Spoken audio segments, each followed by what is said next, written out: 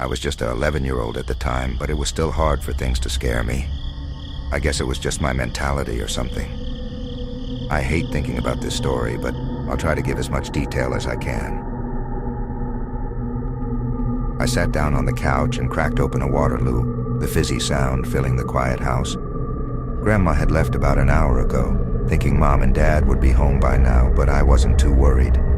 It wasn't like I hadn't been left alone before. I was calm about it. Besides, I had Despicable Me, my favorite movie of all time, queued up. Watching Gru and the Minions would keep me company. It was just after 5 p.m. when the movie started, and I sunk into the cushions, sipping my drink and laughing at the familiar jokes. Time passed quickly, and by the time the credits rolled, the clock read 6:30. The light outside had started to fade, but the country quiet still felt normal. Just me and the endless fields stretching out beyond the windows.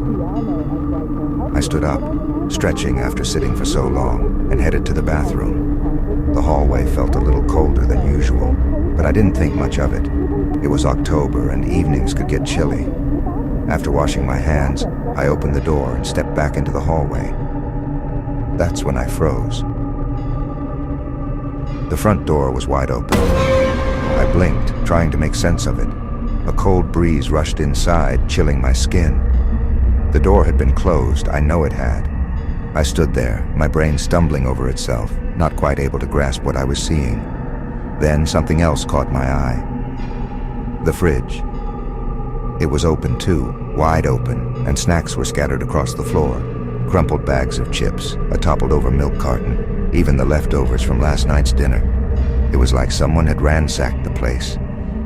My eyes followed the mess, and that's when I noticed the faint boot prints on the hardwood floor. They weren't deep, but they were there, dirty smudges trailing from the kitchen to the front door. Even at 11, I didn't scare that easily. I wasn't a little kid anymore. I wasn't supposed to be afraid of stuff like this. I took a deep breath, whispering to myself, it must have been a robber. That seemed logical.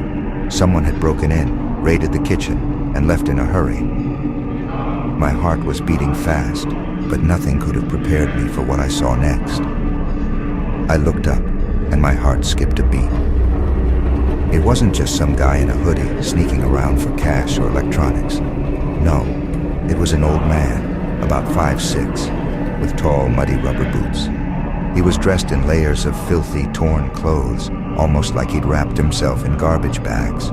His hair was wild, a tangled mess, and in his hand, clutched tightly, was my mom's kitchen knife. I knew it was hers because of the bright red handle. He was coming from my parents' bedroom. He didn't look at me. He didn't say a word.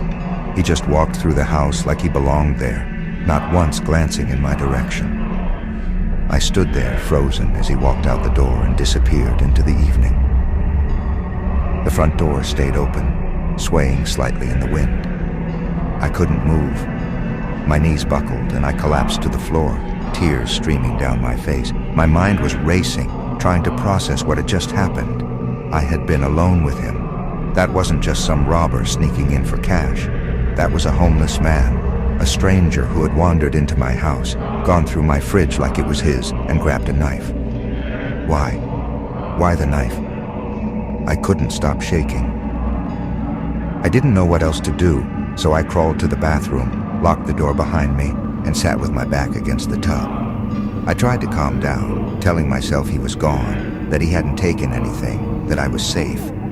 But the image of him, the way he'd just walked out with the knife, wouldn't leave my mind. I didn't know what he wanted or why he'd picked up that knife. I only knew that he'd been in my house, with me, and that thought was enough to keep me hiding until Dad got home. And I knew one thing for sure. I'd never forget the feeling of being so close to danger without even realizing it. Still, the fact that he had the motive to grab a weapon just scared me to death. And why a homeless man? Anyway, this was easily the scariest thing that has ever happened to me. But the only other person I ever told was my dad, so someone else could deal with the horror I was experiencing.